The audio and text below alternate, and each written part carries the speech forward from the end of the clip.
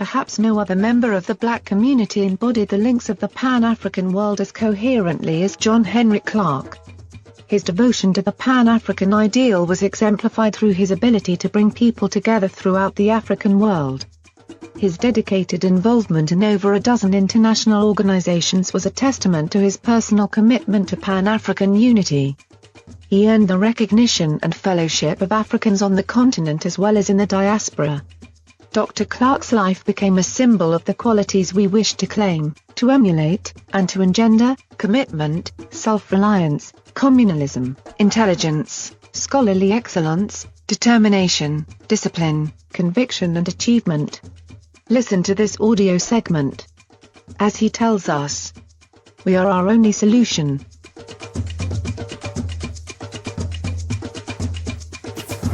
And there's one thing you have to get through your mind and keep it. Nothing that ever came from the European mind was meant to do anything but facilitate European domination of the world. Everything, every idea, every so-called religion was meant to dominate and to control. You were the ones with the illusions. Why is it that you are so naive? You let people redress something that you invented, sell it back to you, and enslave you through it. Our relationship with the people of the world and the fact that we created peaceful nations that had no word for jail because no one had ever gone to one. No word for old people's home because no one ever threw them away, grandma and grandpa. No word for orphanage. We did all of this, and over half of human civilization was over before we knew that a European was in the world. Before he wore a shoe or lived in a house that had a window. Now, Africa has always and still is the prize for the whole world.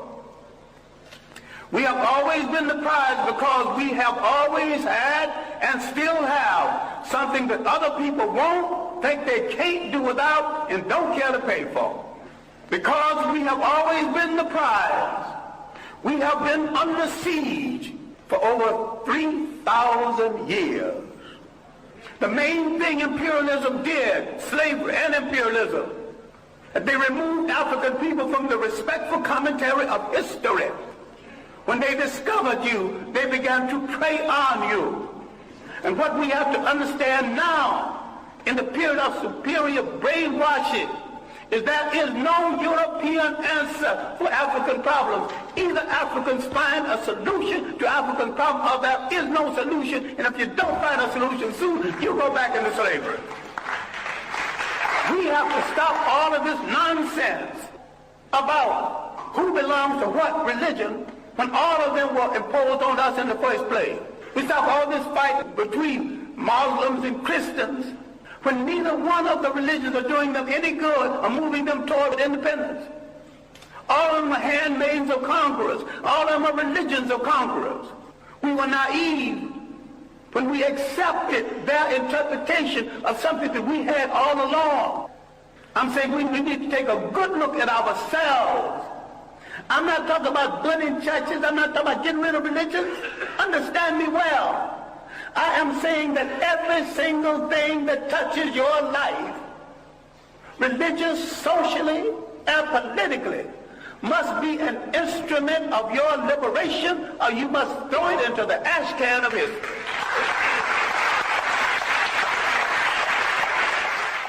We've been the victims of propaganda. Now, the Bible that you get so dewy-eyed over is one of the greatest pieces of propaganda ever written. If you want to read the Bible, why don't you read the Bible one day and read Mein Kampf the next day and see the comparison? That's hard on your mind, because you think if you don't have Christianity, Islam, or Judaism, you don't have to have spirituality. I've got more spirituality after I put all of them down. A lot of people need to stop reading some religious books and read some straight history without fable, without supposition, without myth. Read straight history. The Europeans doing the slave trade not only read the African out of history, they colonized history, they colonized information about history. And what you have to do is take a holistic look. Not only at your position in the world, but your potential in the world. But if there are a billion of you on the face of this earth, scattered all over the world, what do you need with a friend other than yourself? Why can't you turn inward on yourself and say, I will wear no clothes I don't produce. Start with your underwear. I wear no shoes that's not made by a brother. You're creating a shoe factory, employment at once. Start buying airplanes, break them down and study them, later on make airplanes. What this whole thing is about is the restoration of confidence. It has been the role of these handmaidens of colonialism to destroy your confidence in yourself. We produced the first human society that said you can't be a king unless you got a queen. You can't be a god unless you got a goddess. We got confused with someone else's ideas, someone else's concept and definition of us. What we have to understand is that faith has not spared us for an idle reason. What is there in us that made us strong enough to take this heavy blow? 500 years of slavery, one way or the other. Slavery, neo-colonialism. What made us strong enough to survive? What is faith saved us to do? And inasmuch as we gave the world its first humanity, faith has saved us to give the world its last humanity. What we have to do is to believe it, to believe that we are worthy of it, and to believe that we are capable of it. What black studies should be about, what black religion should be about, is the restoration of the confidence. And the restoration of the confidence is we must rule the state again. Then, in coordination with other African people throughout the world, we will give the world a new lease on life. We must answer the call of the great African-American poet, Margaret Walker, who said, let the dirges end, let a new peace begin. Let us write a new covenant for the freedom of ourselves in the world.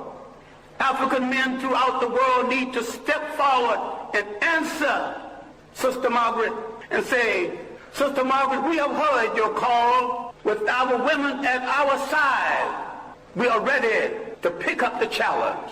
We are ready to start a revolution that will change the world.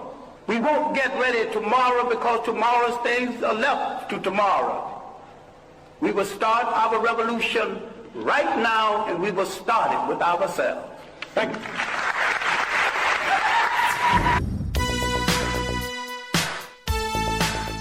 That was another powerful message. Brought to you by John Henry Media Network in the United States of America. Follow us. Share us.